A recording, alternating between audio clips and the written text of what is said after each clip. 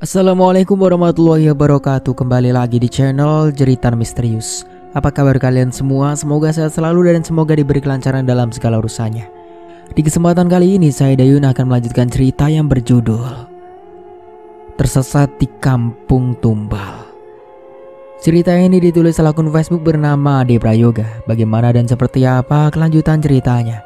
Tentunya tak usah berlama-lama, langsung saja kita masuk ke ceritanya.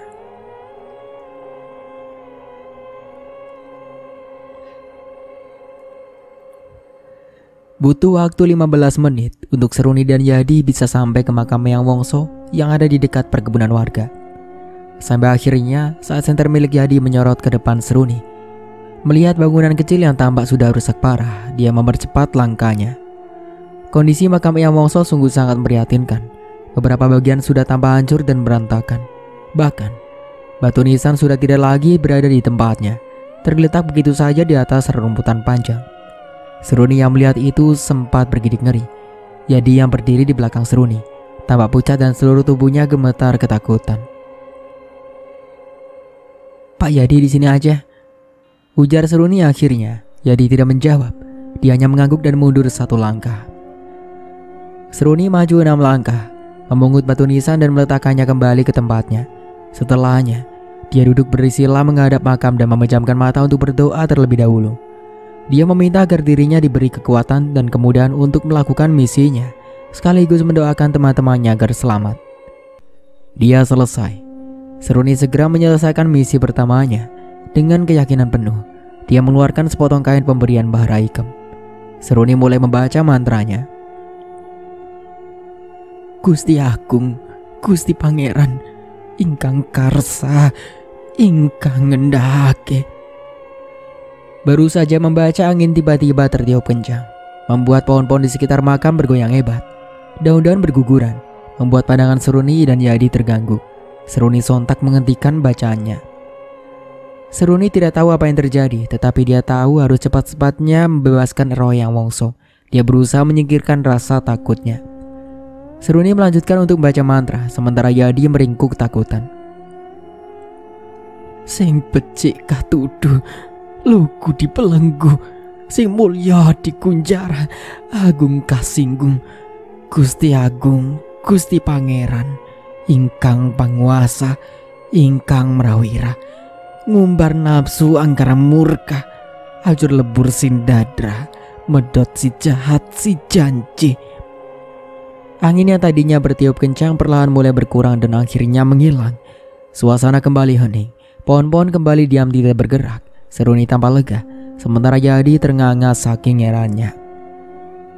Beberapa saat kemudian Seruni maupun Yadi sama-sama terkejut. Asap tipis tiba-tiba saja keluar dari makam Eyang Wongso yang lama-lama semakin tebal. Dari gumpalan asap tersebut muncul sosok bayangan laki-laki tua, sangat tua. Wajah laki-laki tua itu sangat keriput, tetapi tampak bercahaya. Rambut, kumis, serta jenggotnya putih panjang keperakan. Dia juga memakai pakaian khas suku Jawa dengan belangkon yang bertengger di kepalanya. Seruni dan Yadi ternganga, wajah mereka benar-benar pucat, jantung mereka berdegup kencang. Tubuh mereka pun seakan mati rasa, tetapi kedua mata mereka bisa melihat, memandang sosok laki-laki tua itu dengan penuh kengerian.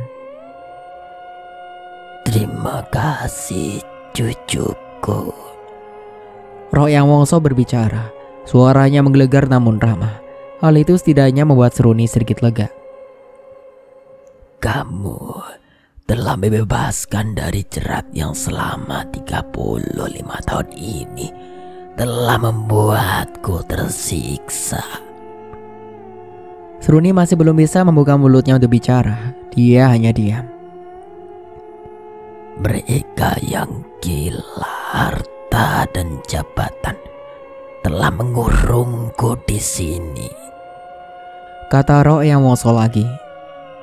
"Mereka telah mengubah namaku menjadi buruk di mata warga desa yang aku dirikan dulu.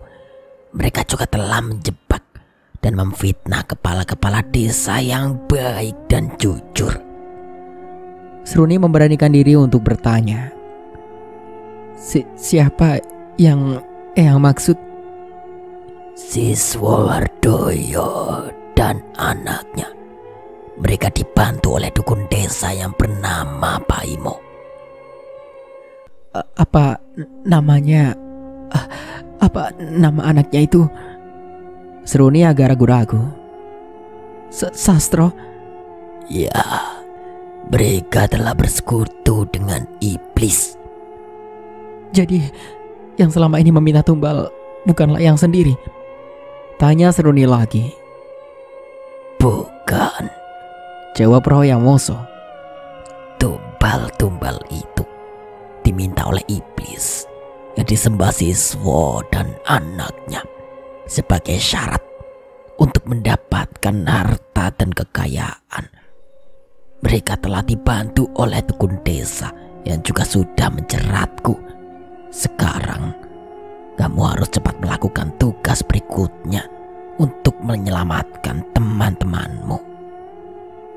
Baik, Yang. Terima kasih. Aku akan membantumu dengan memberikan sebuah petunjuk. Kamu harus melenyapkan iblis yang disembah oleh siswa dan anaknya itu.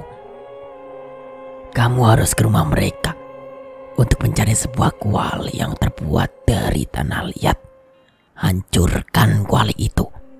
Jika kamu bisa menghancurkannya, iblis itu juga akan lenyap. Terima kasih, Eyang. Royang Woso perlahan mulai hilang. Seruni segera bangkit dan menghampiri Yadi, yang tampaknya masih syok, seakan tidak percaya dengan apa yang baru saja dia lihat. Di mana tempat Pak Karman dan anaknya dibakar? Tanya Seruni akhirnya. Yadi sepertinya tidak menyadari bahwa Seruni sudah berada di sampingnya. Dia sempat terlonjak, sebelum akhirnya menjawab dengan nada gemetar. Di situ. Yadi menunjuk sebuah pohon randu besar tidak jauh dari makam Yang Wongso. Ayo kita cari sekarang. Yadi hanya mengangguk pelan. Dia membuntuti Seruni yang mulai berjalan ke arah rerumputan tempat Karman dan Lasmanto dibakar. Tubuhnya masih gemetar, dengan keringat dingin yang membasahi tubuh dan pakaiannya.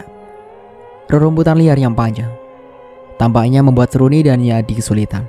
Tidak terpikirkan oleh mereka untuk membawa cangkul atau alat lainnya yang bisa dia gunakan untuk bermudah mencari sisa-sisa tulang belulang milik Karman dan Lasmanto. Seruni dan Yadi tidak menyerah. Mereka membungkuk dan mulai mencabuti rumput dan mengais tanah.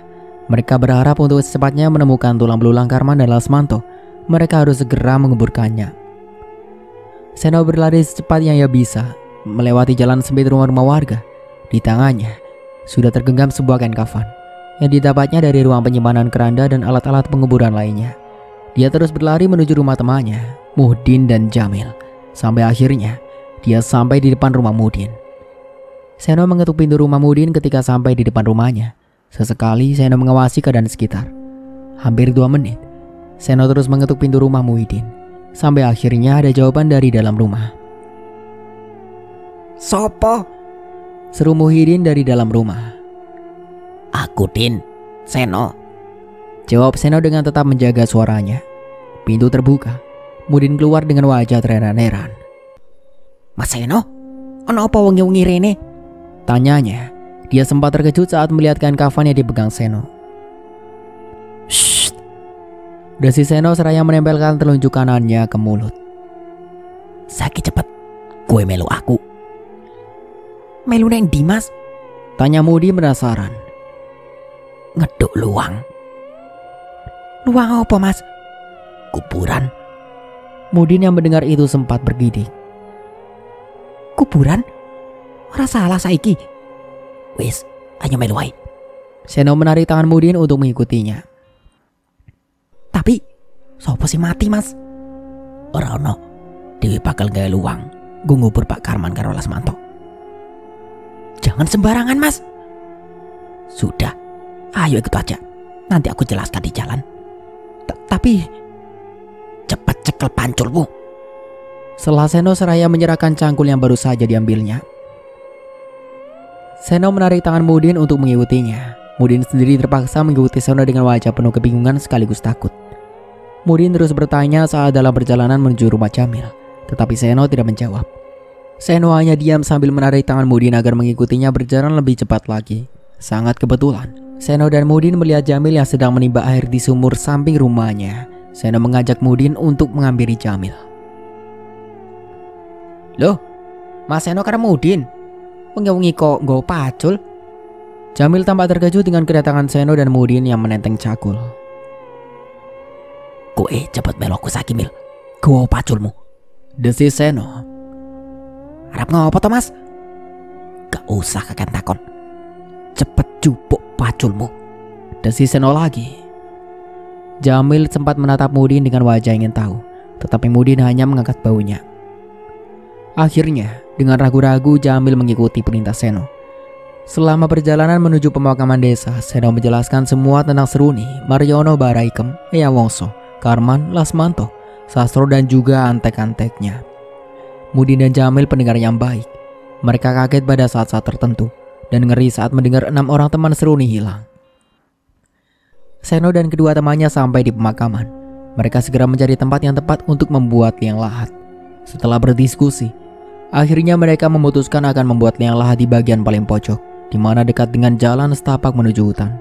Nantinya akan mempermudah Seruni dan Yadi untuk menemukan mereka, sekaligus mempercepat proses penguburan sisa-sisa dari jasad Karman dan Lasmanto. "Waktu nih garis jam 1:30 maneh. Ayo cepet," perintah Seno. "Beres Mas." "Mas Seno tenang wae," kata Jamil. Hampir 10 menit, Seruni dan Yadi mulai istana. Mereka berhasil mengumpulkan sebagian besar tulang belulang milik Karman dan Lasmanto. Keduanya tidak tahu mana tulang belulang milik Karman dan di mana tulang belulang milik Lasmanto. Seruni memastikan bahwa tidak ada sisa-sisa dari jasad Karman dan Lasmanto yang tertinggal. Setelah merasa yakin, dia dan Yadi mulai meletakkan tulang belulang itu ke pakaian hansip Yadi sebagai pembungkusnya. Mereka segera pergi menuju pemakaman, tempat di mana Seno menyiapkan liang lahat untuk menguburkan tulang belulang yang mereka bawa saat itu. Baru beberapa langkah, Seruni mendadak berhenti. Dia seperti melihat sosok Mbak Raikem yang berdiri di bawah pohon tidak jauh darinya. Yadi yang melihat Seruni tiba-tiba berhenti, mengarahkan senter tuanya ke arah di mana Seruni terpaku, memandang ke sebuah pohon. "Seruni, kamu lihat apa?" desis Yadi. Seruni menunjuk ke arah pohon. Mbak Raikem." "Hah? Mbak Raikem?" Yadi tidak melihat apa-apa, tetapi bulu kuduknya mulai meremang. Dia rasanya ingin sekali membawa Seruni pergi secepat mungkin dari tempat itu, tetapi kedua tangannya sedang memegangi baju hansipnya yang berisi tulang belulang dan juga senternya. Seruni hanya diam. Dia sendiri masih tidak percaya dengan apa yang dilihatnya sekarang. Seruni mengerjap. Sosok Mbak Raikem masih ada. Dia mengerjap lagi. Sekarang Mbak Raikem terlihat seperti menunjuk sesuatu. Tangan kurusnya menunjuk ke balik pohon. Seruni mencoba untuk mendekat ke area yang ditunjuk Mbak Raikem. Kakinya sakit saat tidak sengaja menginjak rumput berduri. Tetapi dia harus melihat apa yang ditunjuk oleh Mbak Raikem. Mungkin saja ada petunjuk lagi darinya. "Jangan Seruni, jangan ke sana." Jadi berusaha mencegah Seruni, tetapi Seruni tidak mendengarkannya. Baru 3 langkah, sosok Mbak Raikem tiba-tiba saja menghilang. Seruni sempat terkejut, tetapi dia meneruskan langkahnya ke balik pohon. Hanya tinggal beberapa langkah lagi untuk Seruni sampai ke pohon. Tetapi lagi-lagi langkahnya terhenti ketika mendengar sesuatu menggeser di atas daun-daun yang jatuh di rumputan. Bunyi itu hanya sekali. Jantung Seruni berdegup kencang. Sementara Yadi, yang masih berdiri agak jauh di belakang Seruni, tubuhnya gemetar ketakutan. Meskipun sangat ketakutan, Yadi tetap berusaha mempertahankan senternya untuk bisa menerangi jalan yang dilalui Seruni. Seruni kembali melanjutkan langkahnya. Tepat ketika dia sampai di depan sebuah pohon yang ditunjuk Mbak Raikem tadi, dia menghentikan langkahnya. Dia sedikit membungkuk dan memiringkan badannya untuk melihat di balik pohon. Di balik pohon, Seruni samar-samar seperti melihat sebuah tangan. Dia melihat jari-jari tangan itu bergerak pelan. Di jari telunjuknya tersemat sebuah cincin emas. Seruni mengamati cincin itu beberapa saat. Dia merasa pernah melihatnya, atau mungkin berkali-kali. Ya, dia tidak mungkin salah.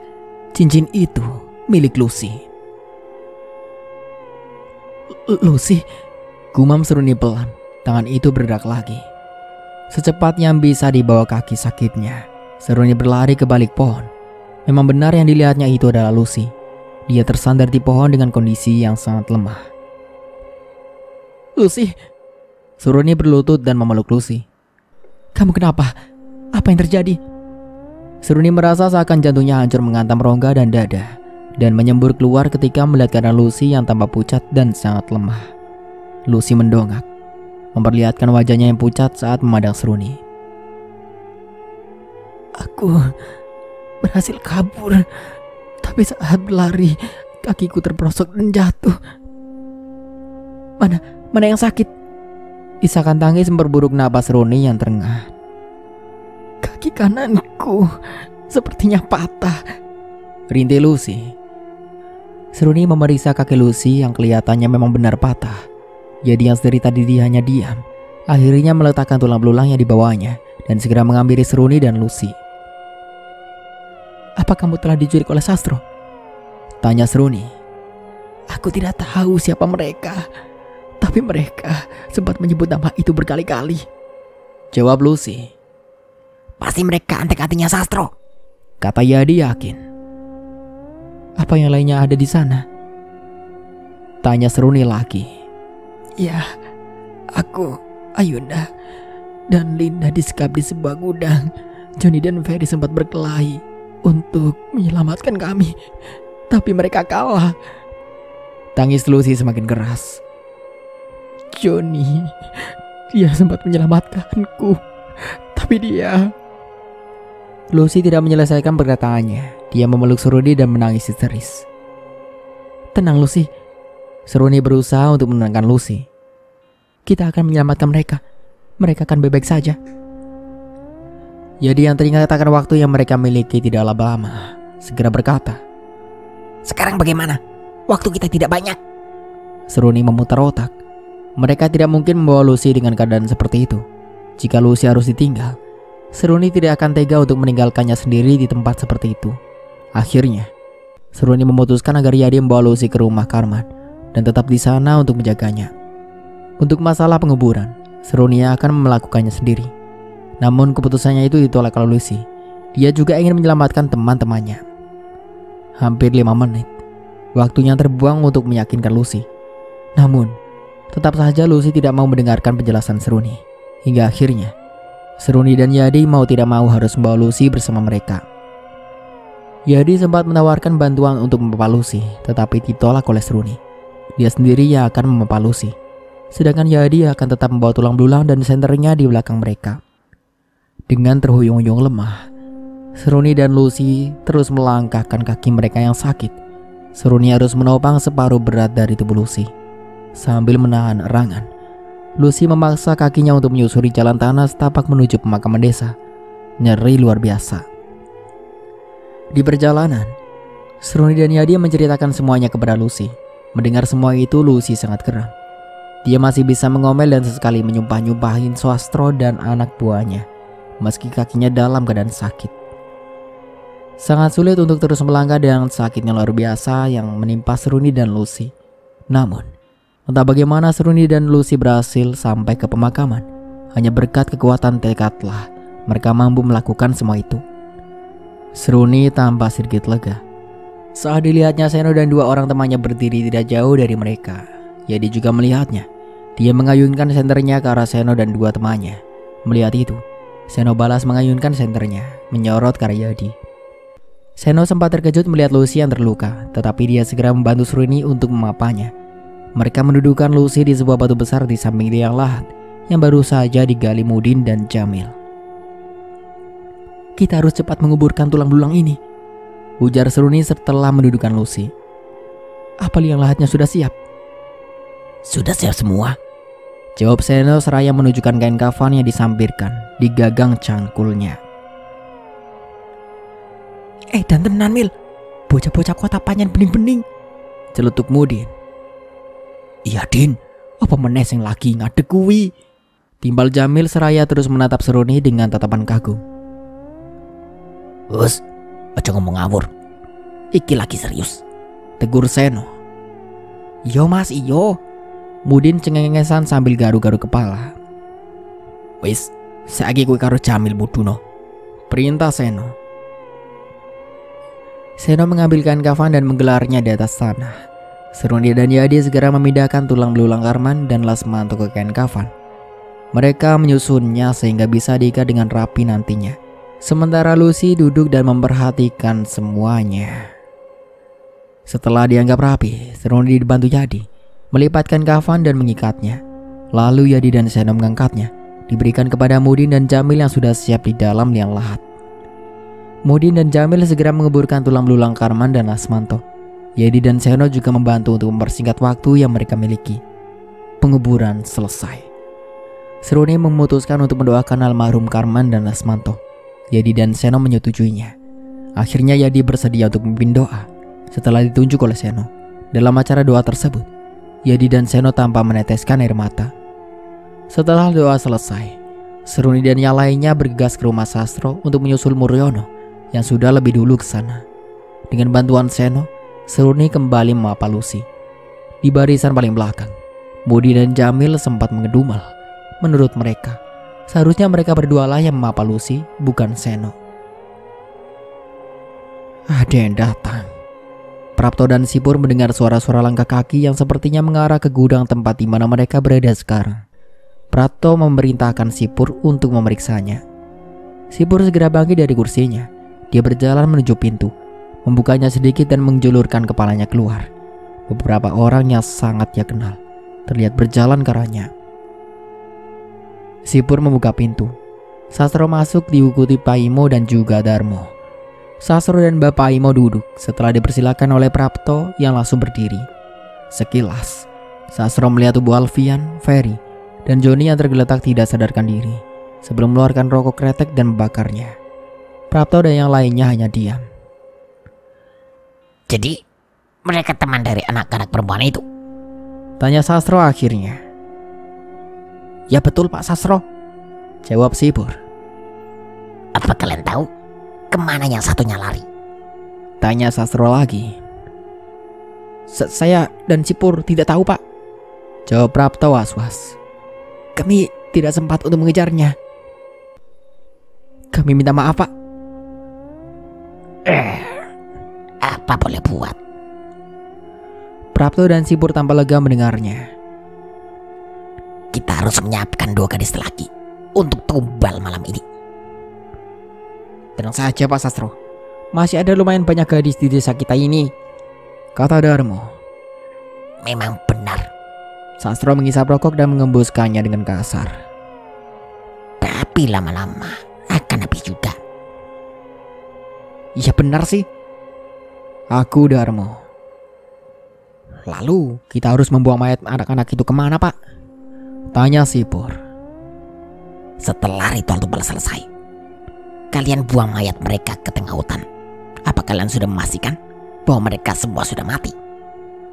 Kami rasa mereka bertiga sudah mati Pak. Aku sudah bilang, pastikan mereka sudah benar-benar mati, bentak Sastro.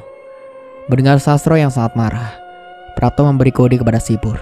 Sipur yang mengerti bergegas memeriksa Ferry, Joni, dan Alfian untuk memastikan mereka bertiga sudah benar-benar mati. Linda dan Ayuda yang masih terikat mengawasi Sipur yang sedang memeriksa Ferry. Tubuh keduanya gemetar. Mereka sama-sama berharap bahwa ketiganya masih hidup. Tidak ada yang tahu bahwa hanya Alfian yang masih hidup. Dia sebenarnya sudah sadar beberapa menit yang lalu, tepat ketika Sastro dan yang lainnya datang. Dia mendengar semua yang dikatakan oleh Sastro dan yang lainnya. Alfian mulai panik saat mengetahui Sipur akan memeriksa mereka bertiga. Dia tidak tahu harus berbuat apa dan apa bagaimana.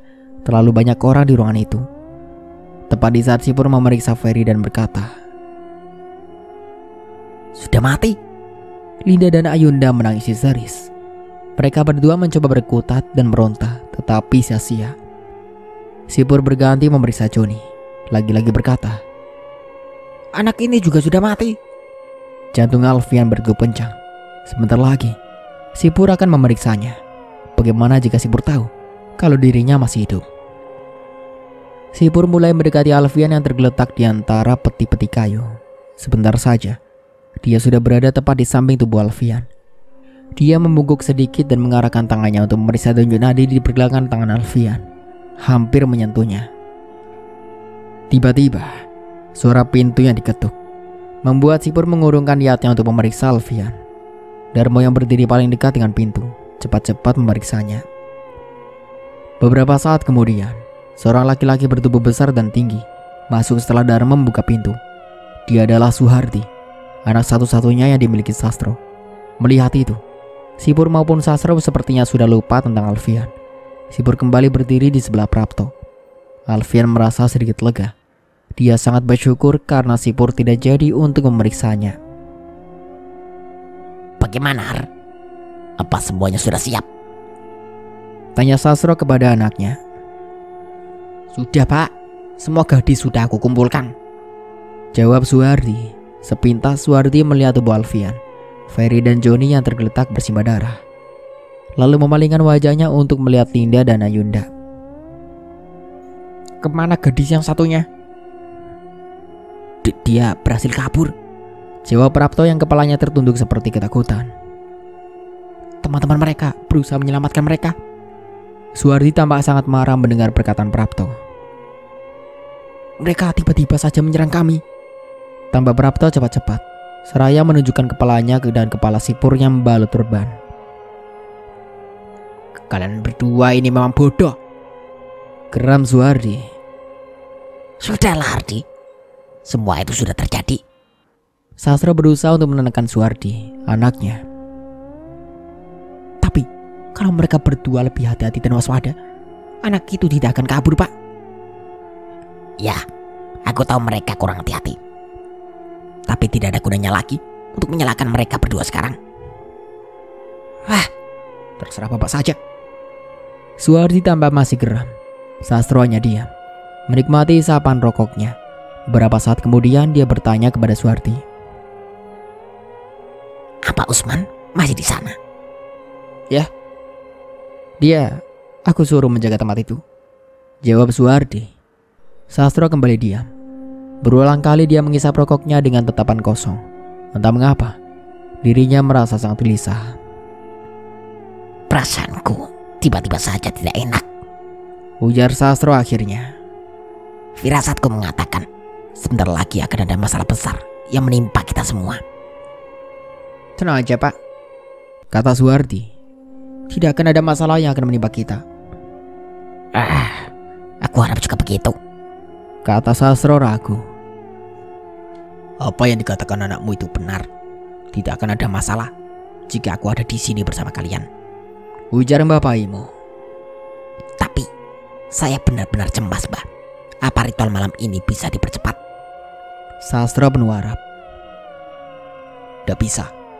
Itu merupakan syarat mutlak yang harus dilakukan, jawab Mbah Paimo tegas.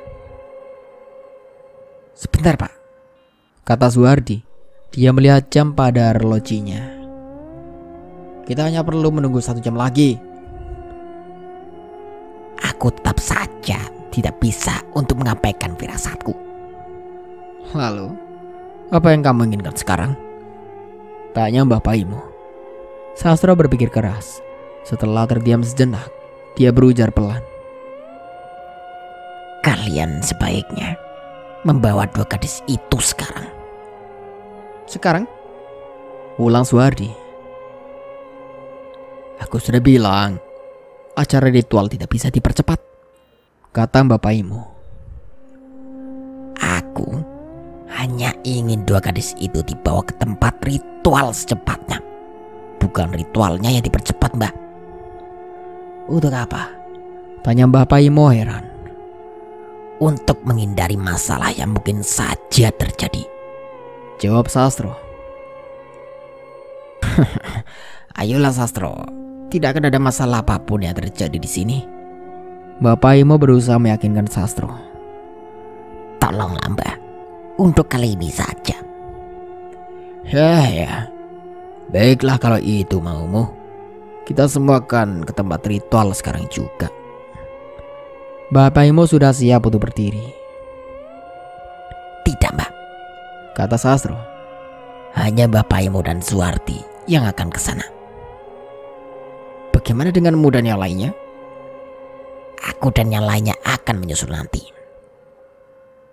Tapi kenapa? Tidak apa-apa, Mbak. Bapak Imo mengernyit. Suwardi hanya mengangguk, tetapi segera melakukan tugas yang diperintahkan oleh ayahnya. Dia melepas ikatan di tubuh Linda dan Ayunda, memaksa mereka berdiri dan mengiringnya keluar gudang dengan mencengkram erat tangan keduanya yang terikat ke belakang. Dharma membuka pintu. Bapak Imo keluar lebih dulu. Disusul Suwardi yang membawa paksa Linda dan Ayunda. Mereka berjalan lewat pinggiran hutan untuk menuju tempat ritual. Bayangan Suwardi baru saja lenyap ketika Muryono tiba di depan rumah besar milik Sastro. Dia tidak melihat Suwardi yang dibawa Linda dan Ayunda, tetapi dia sempat melihat pintu gudang yang baru saja ditutup oleh Darmo. Muryono seharusnya sudah tiba di rumah Sastro 40 menit yang lalu. Jika saja dirinya tidak tersesat, dia sangat yakin dengan jalan yang dilaluinya itu sudah sesuai dengan petunjuk yang diberikan oleh Yadi dan Seno. Hampir 30 menit, dia hanya bolak-balik di jalan yang sama. Sungguh aneh. Muryono mulai berjalan mendekati gudang. Sesampainya di depan pintu, dia yang sudah sangat geram kepada Sastro langsung mendobrak pintu itu dengan kakinya. Sekali sentak, pintu terbuka. Semua orang yang ada di dalam gudang benar-benar terkejut. Sastro melonjak di kursi dan terdengar bunyi derit cukup keras. Bahkan Alfian yang masih pura-pura tidak sadarkan diri sampai membuka kedua matanya karena saking kagetnya. Untung saja tidak ada yang melihat. Bajingan, sopo kowe? Bentak Prapto. Siapa yang namanya Sastro? Geram Muryono. Sekilas Prapto, Sipur, dan Darmo menatap Sastro yang masih duduk di kursinya.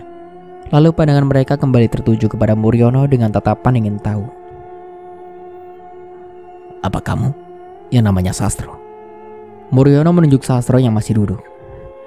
Ya, aku Sastro. Sastro bangkit dan berjalan mendekati Muryono. Kenapa kamu mencariku? Kamu harus bertanggung jawab atas apa yang kamu lakukan pada kakakku dan anaknya, juga pada desa ini. Sastro mengernyit. Kakakmu? Aku saja tidak tahu siapa kakakmu itu. Orang yang telah kalian bakar bersama anaknya 20 tahun yang lalu. Entah apa yang diharapkan Sastro, pasti bukan itu. Sebatang rokok yang ada di tangannya sampai terjatuh. Dia sangat terkejut. Karman? Sastro seolah tidak percaya. Kamu? Maksudku, Karman itu kakakmu? Ya, aku adik kandungnya. Sastro berusaha untuk mengatasi keterkejutannya. Lantas, apa maksudmu datang ke sini? Aku ingin kalian bertanggung jawab untuk semua yang telah kalian lakukan pada Mas Karman. Tuntut Muryono. Sastro mengernyit lagi. Memang, apa yang sudah aku lakukan pada kakakmu itu? Jangan pura-pura lagi, Sastro. Aku sudah tahu semuanya tentangmu. Tangan Muryono menunjuk wajah Sastro. Tentangku? Ulang Sastro dingin. Apa yang kamu ketahui tentangku? Sastro membungkuk dan mengambil rokoknya yang terjatuh. Kamu adalah dalang di balik kematian kakak dan anaknya. Semua yang telah terjadi di desa ini juga ulahmu. Apa maksudmu? Aku tidak tahu apa yang kamu katakan itu. Kata Sastro sambil lalu berjalan ke kursinya dan duduk kembali. Kamu dan semua anak buahmu telah memfitnah dan menjebak Mas Karman dan Lasmanto. Untuk apa aku memfitnah kakakmu itu? Atas alasan apa kamu menuduhku?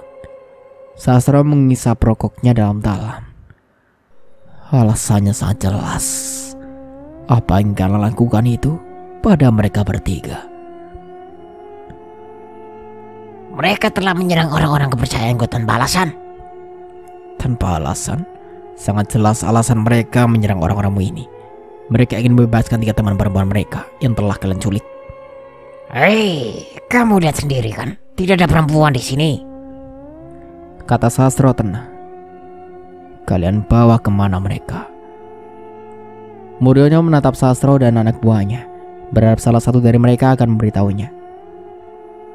Aku tanya, kalian bawa kemana mereka? Kamu tidak akan dapat apa-apa di sini. Teriakanmu tidak bisa mengubah apapun. Balas Sastro berteriak. Prapto sangat geram. Dia tidak terima jika orang yang berteriak pada Sastro.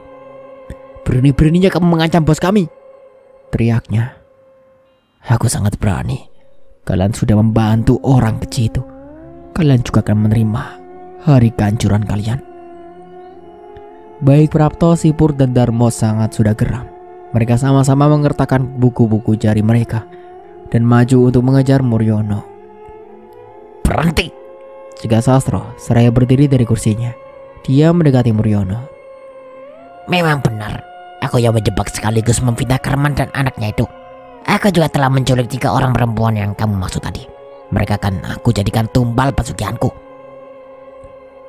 Bangsat, kamu memang pantas untuk mati. Muryono menunjuk wajah Sastro. Diam, Sastro balas menunjuk wajah Muryono. aku peringatkan. Jika kamu masih memang ingin hidup, pergi dari sini sekarang juga. Aku tidak ingin pergi. Kalaupun aku harus mati, aku siap. Sastro tertawa. Tawanya terdengar dingin dan melengking. Aku akui, kamu memang sangat mirip dengan kakakmu itu. Dalam setiap detik kematiannya, tidak ada sedikit pun rasa takut di wajahnya. Sastro memalingkan wajahnya untuk menatap Prapto, Sipur, dan Darmo, lalu mengadikkan kepala ke arah Muryono. Muryono sudah mengerti maksud dari Sastro, langsung bertindak cepat. Dia mengarahkan tinjungnya ke wajah Darmo yang baru saja akan berpaling untuk menghadapinya. Darmo ambruk, tubuhnya menghantam kursi dengan keras. Prapto dan Sipur sempat tercengang sebelum mereka berdua maju untuk menghadapi Muryono. Dengan membabi buta, keduanya menyerang Muryono menggunakan kedua tangan dan kaki mereka. Muryono hanya bisa berkelit dan menghindar. Sesekali mengarahkan tinju dan tenaganya, baik arah Prapto maupun Sipur dalam setiap kesempatan.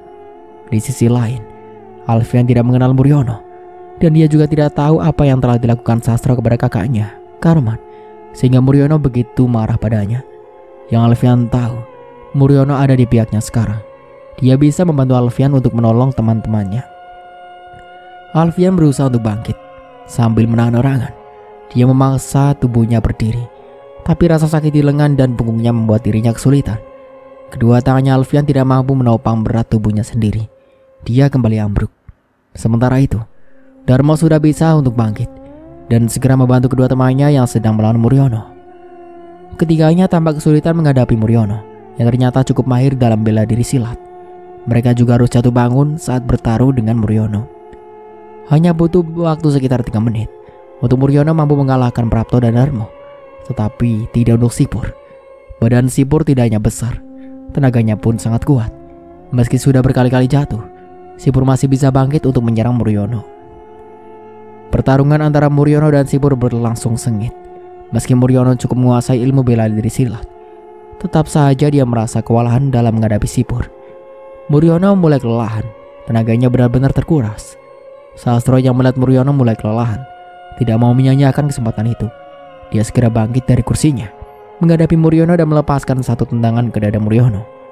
Karena serangan Sastro yang tiba-tiba dan Muryono tidak sempat untuk menghindar, tubuh Muryono terpental ke belakang dan menabrak pintu dengan keras sebelum kemudian jatuh terjerembab di lantai. Pertarungan antara Muryono dan Sastro masih berlangsung sengit. Alfian sendiri ingin sekali membantu Muryono, tetapi dia belum juga bisa bangkit meski sudah mencobanya berkali-kali. Rasa sakit di punggungnya membuat dirinya tidak percaya. Mungkin saja tulang punggungnya retak. Di sisi lain, saat Muryono masih terbaring kesakitan di lantai, Seruni dan yang lainnya datang. Mereka mendengar suara gaduh di belakang rumah Sastro.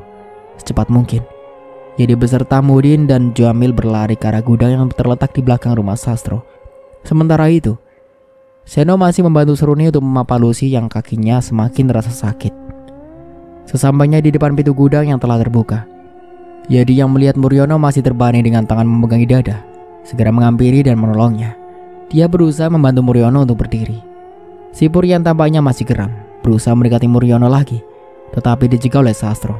Sementara itu, Prapto dan Darmo sudah bisa berdiri kembali. Pandangan Sastro tertuju pada Yadi dan beralih ke Seno yang terlihat sedang berjalan dengan memapa Lucy. Jadi, mereka berdua yang telah memberitahumu tentang kematian kakakmu itu? Tanyanya, tetapi Muryono tidak menjawab.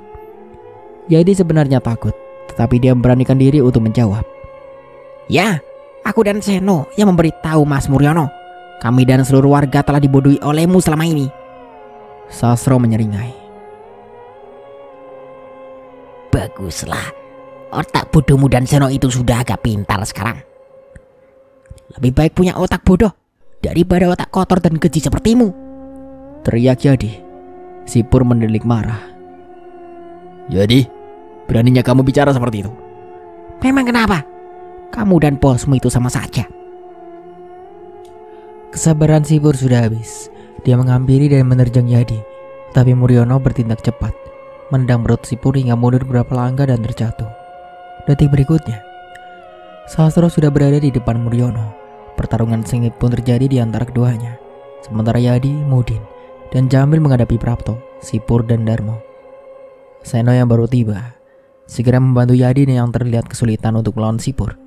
Sementara itu, Seruni tampak syok karena melihat kondisi Alfian, Ferry, dan Johnny yang bersimbah darah. Seruni dan Lucy berusaha untuk masuk ke dalam gudang, mengambil Alfian yang tergeletak. Air mata keduanya tidak terbendung lagi, mengiringi langkah mereka yang terseok pelan. Perasaan lega tampak di wajah Seruni dan Lucy ketika melihat kedua mata Alfian terbuka dan tangannya bergerak. Seruni dan Lucy mempercepat langkah mereka. Al, Seruni membantu Lucy untuk duduk di sebuah peti kayu. Lalu dirinya cepat-cepat duduk di samping Alfian. Mana yang sakit? Tanya Seruni terisak. Seraya memegang tangan Alfian dan mengusap keningnya. Punggungku sakit sekali, jawab Alfian. Seruni melihat lengan Alfian yang terluka dan memekik. Lenganmu? Seruni mengeluarkan sapu tangan yang ada di saku celananya. Dia segera membebat luka sobek di lengan Alfian yang terlihat cukup dalam. Sementara Seruni sibuk membatang sapu tangan ke luka Alfian. Lucy yang mencemaskan kondisi Johnny berusaha menghampirinya dengan berpegang pada peti-peti kayu. Kepalamu, bagaimana dengan kepalamu? Tanya Seruni cemas. Kepalaku sedikit pusing, jawab Alfian. Dia mengerang saat menggerakkan punggungnya. Linda dan Ayunda sudah dibawa pergi. Fanny dan Johnny mereka sudah meninggal. Nafas Seruni tersekat ketika berusaha menghirup udara. Dia menoleh ke samping, ke arah di mana tubuh Ferry dan Johnny tergeletak. Dia juga melihat Lucy yang terisak sedih, dengan kepala yang tersandar di atas dada Johnny. Seruni menghampiri Lucy. Seruni meraih lengan Lucy dan mengelus punggungnya. Pemandangan itu membuatnya sangat sedih. Hatinya begitu hancur saat Seruni berusaha merapikan helaian rambut Lucy yang menutupi sebagian wajahnya. Saat itu juga, Lucy langsung memeluk erat Seruni. Keduanya larut dalam tangisan. Di sisi lain, Yadi dan Seno harus jatuh bangun karena melawan Sipur yang bertubuh besar. Tenaga Sipur benar-benar kuat. Bahkan pukulan dan tendangan dari Yadi dan Seno tidak membuat tubuh Sipur goyah sedikit pun. Segala upaya telah dilakukan oleh Yadi dan Seno untuk melumpuhkan Sipur. Sampai-sampai Seno harus memanjat ke kursi dan melompat untuk mengalungkan kedua tangannya ke leher Sipur, berusaha untuk membuatnya terjatuh. Alih-alih Sipur terjatuh, justru Seno yang harus terpental saat Sipur mengibaskannya. Seno terpental karena Yadi. Keduanya terjatuh dan lagi-lagi meringis kesakitan. Sipur yang terlihat seperti kesurupan menghampiri Yadi dan Seno yang masih tergeletak kesakitan. Dia mencengkram leher keduanya dan mengangkat tubuh mereka dengan sangat mudah. Kemudian melempar mereka ke sebuah meja. Edan tenan, bener-bener kaya badak tenagane. Yadi meringis kesakitan. Seno juga meringis kesakitan. Iyo mas, nek kaya ngene terus iso remuk awake dhewe. Sipur merasa belum puas. Dia kembali menghampiri Yadi dan Seno yang masih terbaring kesakitan di atas meja. Dia kembali mencengkram erat leher Yadi dan Seno. Keduanya berusaha melepaskan tangan Sipur dari leher mereka dengan berbagai cara. Yadi dan Seno terus meronta, memukuli Sipur dan menendangi dada dan perutnya. Tetapi cengkraman tangan Sipur justru semakin kuat. Keduanya hampir tak bisa bernapas. Sedetik kemudian, Sipur melepas cengkraman tangannya dari leher Yadi dan Seno. Setelah tendangan keras kaki Yadi mengenai alat vital Sipur. Sipur mundur beberapa langkah. membungkuk dan memegangi alat vitalnya, menggerang kesakitan dan mengumpat keras. Yadi dan Seno tampak lega. Mereka memegangi lehernya masing-masing dan mencoba mengatur napas mereka selagi Sipur masih kesakitan. Sipur memang masih kesakitan, tetapi entah apa yang akan dia lakukan nanti saat rasa sakitnya hilang. Yadi dan Seno yang tahu itu segera melakukan sesuatu sebelum Sipur bisa menyerang mereka lagi. Jangan sampai kesempatan itu mereka sia-siakan. Seno yang masih terbaring di atas meja segera bangkit dan melompat ke punggung Sipur, mengalungkan kedua tangannya ke leher Sipur. Melihat itu, Yadi turun dari atas meja untuk membantu Seno, memukuli Sipur berkali-kali dan juga berapa kali menendang alat vital Sipur. Untuk pertama kalinya, Yadi dan Seno mampu membuat Sipur terjatuh. Mereka tidak menyia-nyiakan kesempatan itu. Keduanya terus memukuli Sipur tanpa ampun. Sampai-sampai Yadi memukuli kepala Sipur dengan senternya, sedangkan Seno memukul Sipur dengan sepatunya. Sementara Yadi dan Seno memukul Sipur, di sisi lain Mudi dan Jamil bersama-sama untuk melawan Prapto dan Darmo. Mereka melempari Prapto dan Darmo dengan barang-barang yang ada di dekat mereka. Bahkan Jamil sempat melemparkan keranjang sampah yang tepat mengenai wajah Darmo dan masuk ke kepalanya. Mudi dan Jamil mundur beberapa langkah ketika Prapto mengeluarkan sebuah golok yang diambilnya dari pinggang. Namun Mudi sepertinya mempunyai rencana. Dia merapat ke Jamil dan berbisik, "Bala nganggo mejo." Bergegas, Mudi dan Jamil berlari ke arah meja dan mengangkatnya. Mereka mendekati Prapto yang terlihat mundur beberapa langkah dengan wajah panik dan juga bingung.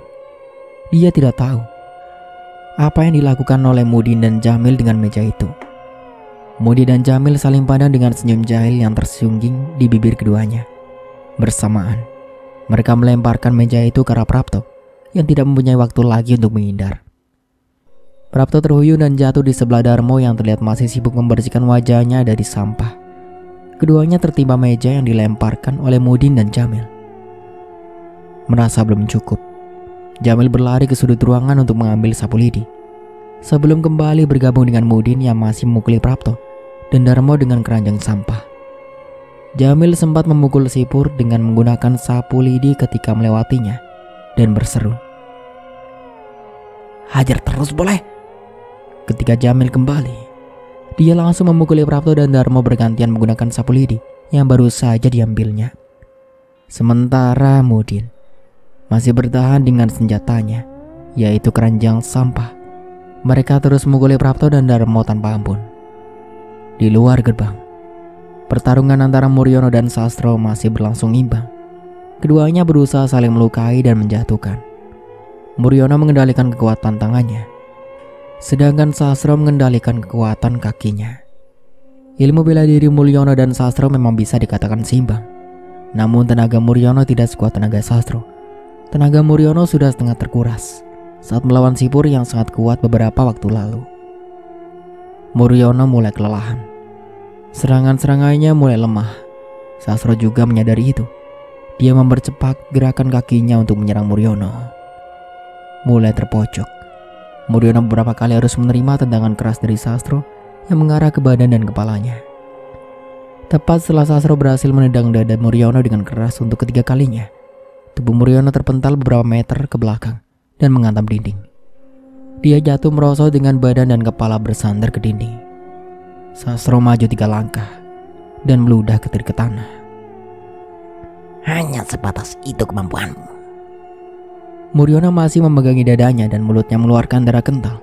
Meskipun kesakitan, dia berusaha untuk menjawab, "Mungkin aku belum bisa mengalahkanmu, tapi semua anak buahmu sudah kalah." Muryono terbatuk sebelum melanjutkan. Sastro tampak terkejut saat menoleh ke belakang. Apa yang dikatakan oleh Muryono ternyata benar. Dia melihat Prapto, Sipur, dan Darmo sedang diikat oleh Yadi, Seno, Mudin, dan Jamil. Ketiga orang kepercayaannya sudah tidak berdaya. Sastro mengarahkan kakinya ke wajah Muryono. Untung saja Muryono segera menyadari bahaya itu. Dia beringsut ke kiri, menghindari kaki Sastro yang sekarang menjejak dinding dengan keras. Tidak menyerah, Sastro kembali menginjakkan kakinya ke wajah Muryono dengan babi buta. Muryono hanya bisa menghindar dan sekali harus menggunakan kedua tangannya untuk menepis ketendangan Sastro. Tepat ketika tenaga dan pertahanan Muriono mulai melemah, Yedi, Senopudin, dan Jamil datang membantunya. Mereka berempat melempar Sastro menggunakan batu, sambil bahkan melemparkan sandalnya. Yedi dan Seno masih melempari Sastro, yang kini berlindung di balik pohon nangka. Kepala Sastro berdarah akibat lemparan dari Yedi dan Seno. Merasa Sastro sudah terpojok dan juga terluka, Yedi dan Seno bergegas menghampiri Muriono. Mereka membantunya untuk berdiri. Sementara itu, Mudin dan Jamil terlihat masih saling kejar. Dugaan Yedi dan Seno ternyata salah. Sastro yang melihat kesempatan itu segera berlari ke arah mereka. Untuk sementara aku cukupkan dulu ceritanya sampai di sini. Sampai jumpa kembali di part berikutnya. Saya Dayan pamit undur diri. Kurang lebihnya mohon maaf. Wassalamualaikum warahmatullahi wabarakatuh.